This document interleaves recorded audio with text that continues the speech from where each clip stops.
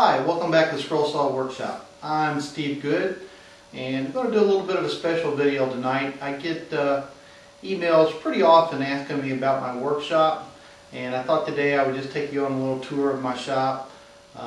Nothing to brag about, that's for sure. I have a real small shop. I'm in a two-car garage, and the tools are packed in there pretty tight. So I thought I'd give you a little look-see at my shop just because everybody seems so interested, and show you my workflow and how I go about bringing in the wood into my shop and preparing it for Scrollsaw projects. Okay, with that, let's begin the little tour here. Probably the first place to start on any tour of a workshop is wood storage. And here in the Scrollsaw Workshop, I don't keep a whole lot of wood on hand. I'm fortunate in that my brother sells hardwood lumber, so I've got a pretty readily available source for lumber. And basically all I have are these two shelves right here of lumber. I keep quite a bit of walnut, maple, Peruvian walnut. I got a little purple heart up there, a little yellow heart. And basically when I buy wood or when I go looking for wood, I look more for the color of the wood than I do the pattern, because the grain pattern is not that important in a lot of Scrollsaw projects because the pieces are so small. So I like to keep a pretty wide selection of different colors available, and I basically just put it on these little pegs on the wall, and it's there when I need it. The first stop for most of the material that I bring into my workshop is here at the joiner. I have a 6-inch Craftsman joiner. It's done pretty well for me. Unfortunately, this is the garage door right here behind it, and this tool ends up getting a lot of moisture, so I have a hard time taking care of this tool and keeping the rust off of it. I'm constantly working on it and putting top coat on it to try to keep it clean. But 6-inch joiner in a Scrollsaw workshop is probably more than you'll ever need. Even a small tabletop joiner would probably suffice for most of the projects you're going to create at the Scrollsaw. But I bring my material to this unit to flatten the wood before I take it to the planer and plane it. And that'll be our next stop. The newest tool here in the Scrollsaw workshop is this Walt Planer. Just picked this up this weekend. Again, my brother, who has a flooring business, no longer had a need for this, so I got it at a really good price, free, which is great.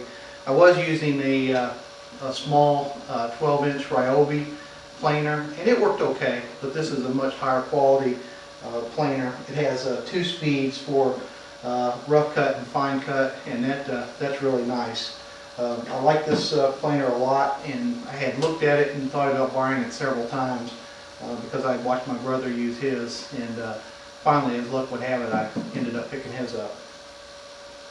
The next tool here on our little tour is this jet bandsaw, and this is one tool in my shop that I really couldn't do without. As a matter of fact, it's in need of a little repair right now, and it's one of the first things on my list to get done. I keep this bandsaw with a 1/2-inch resaw blade in it all the time, and I'm able to resaw my lumber down to thinner widths without losing so much material. And in a Scrollsaw shop where you're wanting to have thinner material to cut projects, this is invaluable. Save you tons of money. This saw has worked pretty well for me. The start capacitor on the motor is trying to fail, so it has a little trouble starting up every once in a while. But aside from that, it only has a 6-inch resaw cutting depth, which is a little bit of a problem. And I'd much rather have a 12-inch cut, but for the money, this has worked out pretty well for me. The next stop is over here at the cutoff saw, and this is a very inexpensive Ryobi saw. I think I spent like $129 for this saw. It was really cheap. I don't use the cutoff saw all that much, so it's been good enough for me. It's one tool I would like to upgrade, but for right now it seems to be working pretty well. I did go ahead and add an extension onto this desk I have over here to give myself the ability to make repeatable cuts. I built this little stop here with a ruler on top here to do some more accurate stop cuts. So this has worked out pretty well. This bench over here and the cabinets underneath were all handmade, and basically I use this bench for the cut-off saw and the mortising tool down on the other end, and I store some of my lumber over here for the lathe back here in my bowl blanks. And that's pretty much it. This is a pretty crowded corner of the workshop over here.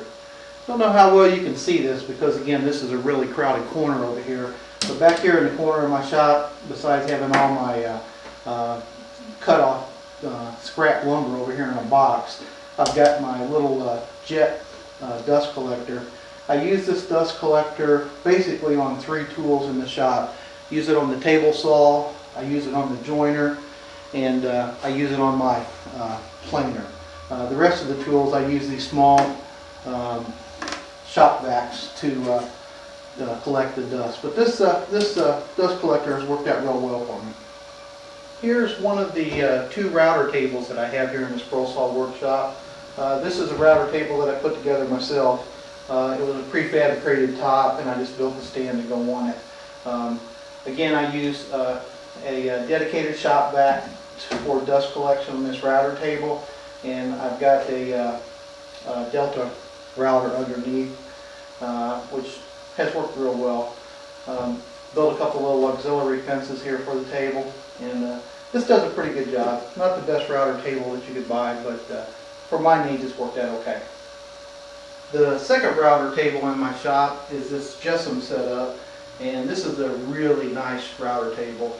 Again, this was a gift to me from my brother, and I haven't used it as much as I thought I would when I first picked it up from him. But the unique thing about this router table is that you can actually pull on this handle, and I don't know if you can see this very well, but that you can actually pull the router through the piece you're working on, as opposed to just pushing the piece of wood through the router.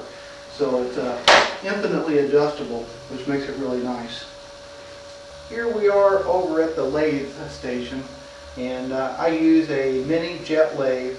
This is the earlier model that does not have the electronic variable speed. This one you have to change the belt on. Right now I've got it chucked up in, with a small bowl that I've been working on, and this lathe is pretty nice for turning pins and small projects like small bowls and candle stick holders and things like that.